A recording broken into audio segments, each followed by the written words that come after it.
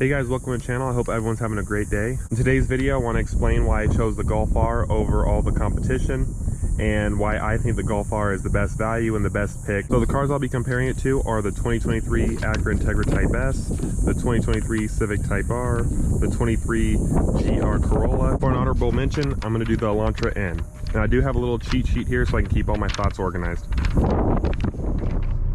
Alright guys, so in typical Vegas fashion, it's super windy outside and it's going to mess up all of my audio. So for the most part of this video, I'm going to be doing it inside the car, and then we'll get some POV driving too, so it's not as boring.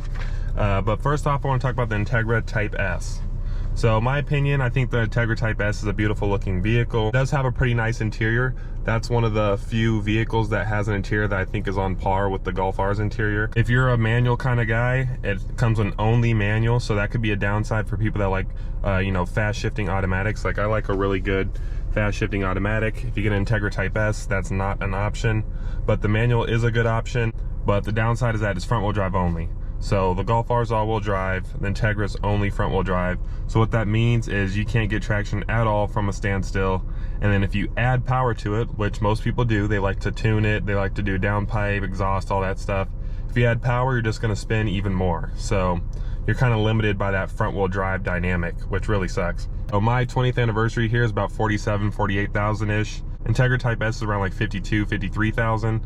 So it is more expensive, and then because of the market right now, the Integra Type S's are demanding a really huge premium, so it's going to be even more expensive than that. But to be fair for this video, I'm just going to compare MSRP to MSRP, and the Integra is about $5,000 more expensive. The benefit is that it is a little bit more rare than a Golf R.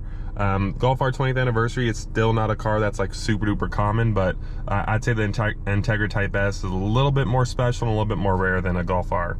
So you guys can see here, this is my little notes. The Integra Type S gets a 13.7 at 105 according to Car and Driver, and I use Car and Driver to test all the different cars because Car and Driver has pretty much every car out there. They've tested it, so I just want to compare apples to apples. And Car and Driver tested it at 13.7 at 105. The Golf R is significantly faster than that, like significantly faster. And I put on here even in a roll because the 105 trap speed, the Golf R traps way higher than that. So when you're spending 50 grand, or in the Integra's case over 50 grand, you know, to have 300 horsepower and 105 trap speed, you know, high 13 mile, that's not the best value in my opinion. Next up, let's talk about the Civic Type R. So the Type R, I think it looks really good in my opinion. Some people may think it still looks like a boy racer car. It's a great manual transmission. Again, it's the Honda manual. They're always praised for how good they are, so I'd assume it's a really good manual transmission. I did get to ride in a FL5 Type R. It does pull really good, and it is a fun riding car. The interior has a good amount of space in it. It's a nice user-friendly interior. However, I won't say it's as nice as the Golf R as far as like looking premium, nicer materials and more features, stuff like that. But it is a nice looking interior. It's user-friendly. It is $2,000 to $3,000 less than a Golf R if you're comparing the MSRP. But as you know, Type R's right now, with the market the way it is, they're demanding over that. So the Type R will be even more expensive. It's way slower than a Golf R. So Car and Driver tested the new FL5 Type R at 13.5 at 106.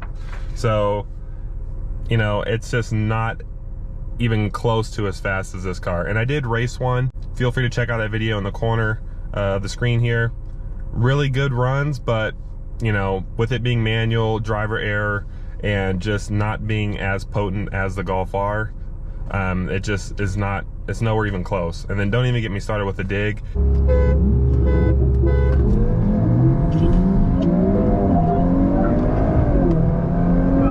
Next up, I want to talk about the GR Corolla. By the way, I want to say that all of these options are fantastic options. It's just that the Golf R, I believe, is a better option, but these are all really good options, and you can't go wrong with either of these vehicles. So don't take this video as me insulting the other cars or anything like that, because they're all great cars, and I'd love to have either one of them. The GR Corolla, it looks cool, but in my opinion, and this is just my opinion, it looks a little goofy. It looks kind of weird with like the wide fenders in the back and stuff. It just looks really strange to me. It has a 3-cylinder engine.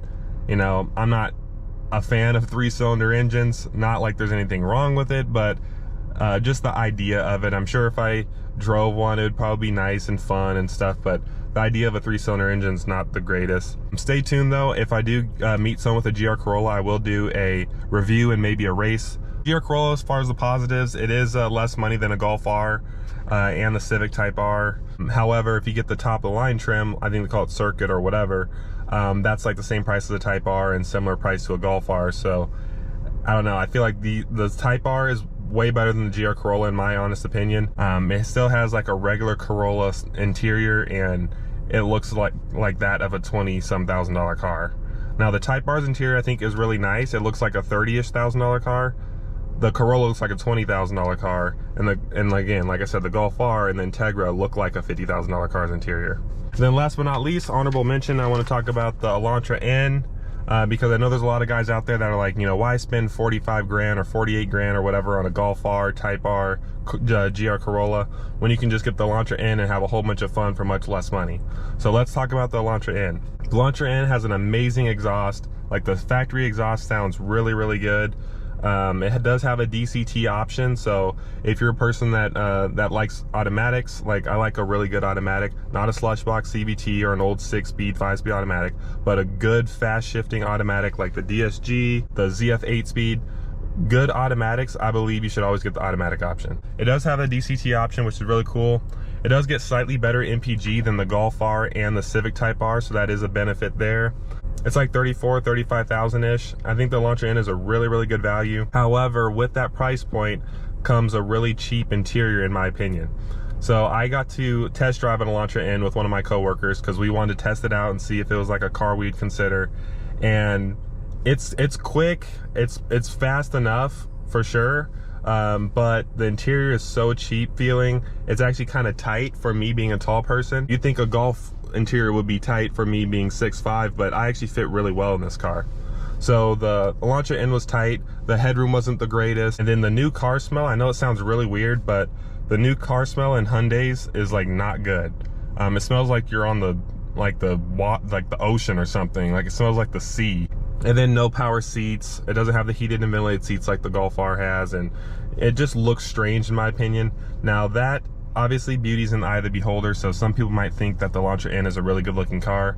I think it just looks a little strange. That's just me, but you know, that's all up to you guys to decide. So let's go ahead and go for a little drive, and then I'll explain why I chose the Golf R and why I think the Golf R is the best option. Alrighty guys, let's get going here. Let me put my mode in custom here. Alright guys, so why do I think the Golf R is the best? So I really like the subtle but yet aggressive looks of the Golf R. Because this car is actually pretty quick, you know, it does a 3.9 0 to 60. It's really unsuspecting, and it's kind of cool when you kind of have that sleeper look. I know some people like their cars to be like super duper aggressive and in your face, and I get that too. I can understand that appeal, but I think the nice thing about the Golf R is the subtle looks of it. I think it's a really good, clean looking car, and it definitely looks like premium, even though it's a small like economy car. This Dsg Automatic is amazing. It's super fast shifting. It's just a really good daily driver transmission. It's not super jerky like you'd expect a Dsg, or excuse me, a DCT to be. It's really smooth, and I have no issues at all with this transmission.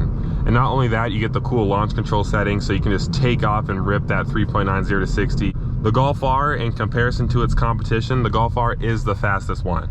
Now, I understand you don't need to be the fastest one in the world. If you want to be the fastest, you just get a Tesla, because they can accelerate from 0 the fastest and all that. I know it's more about driver experience and what car you like, but the Golf R is still a gas vehicle, and it's still super fun to drive, and it's the fastest out of the bunch. According to Car and Driver, the Golf R can get a 12.5 at 111. So in comparison to all the competitors, the Golf R just blows them out of the water. So much faster. When you spend close to 50 grand on a car, you expect performance, and you get it with the Golf R. It's really good performance for 48 grand, which is what mine was. So I've ridden in the Civic Type R, and the suspension is pretty rough. I'm gonna be honest with you. It does a lot of like that, going over bumps, which rightfully so. You know, it's a car that's purpose built. You know, it's a performance car, handling, all that stuff. But the Golf R has the best of both worlds. So right now I'm in my custom setting, and I have my suspension set to one of the softest settings. and it rides like a luxury car when you have it in the comfort mode. It's really soft, composed, it dampens the bumps, it's really nice. And then if you want that super aggressive, hard suspension, if you're going on canyons or whatever, simple. You just push down this R button, and now I'm in the race mode, and now the suspension will be hard. And I don't know if you guys can tell by the GoPro, but see how the suspension is going over bumps now? It's like a lot bumpier, and it's way more stiff now. So I love that dual personality with the suspension. So this car has full LED projector headlights, which are really nice. It has cornering lights, they're auto leveling, and it also has auto high beam as well.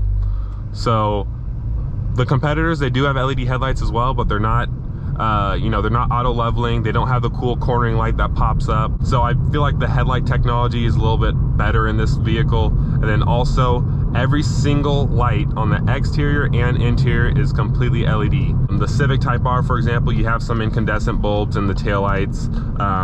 You know, some cars have incandescent bulbs up here, like the Elantra, I believe, still has incandescent bulbs in the interior, the Elantra N.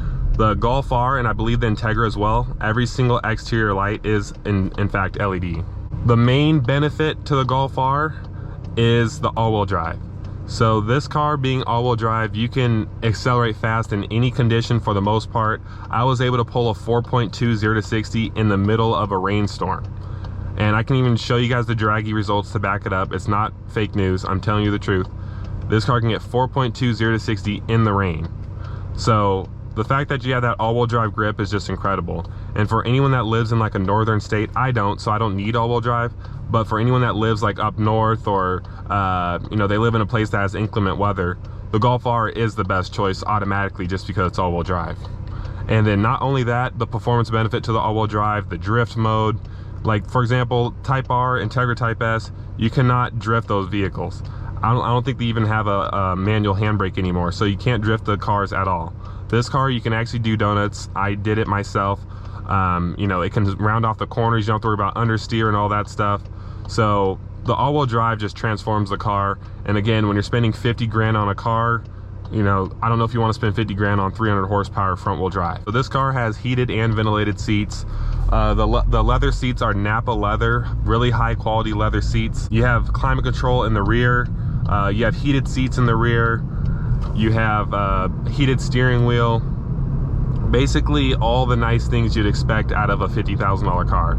This car has it. It has adaptive cruise control. It'll actually come to a stop. The front and rear parking sensors. I have a 360 coverage of parking sensors. So I have sensors on the side, sensors on the rear, and sensors on the front. Now this car is so small you might not need them, but it does have that additional feature. And it also has a transmission cooler, oil cooler. At night, the ambient lighting in this car is amazing as well. It lights up all the way around here, it lights up in the doors, it lights up down here. And last but not least, I want to mention that this car just feels and drives like a $50,000 car should drive. You know, with all the features, with all the nice suspension settings, the smooth transmission, the nice clean lines, the good fit and finish, this car feels like all of its value for sure. And like the leather seats, it smells like a brand new Audi in here with the leather seats. It doesn't have that weird new car smell like the Hyundais do. Hondas do have a good new car smell, so that's no issue there, but Hyundai has like a weird new car smell. This car smells really good. So I hope you guys enjoyed this video. I hope you guys found it kind of informative. I want you guys to share your thoughts in the comments below. I want to know what you guys think is the best option and why. And I will see you guys in the next video.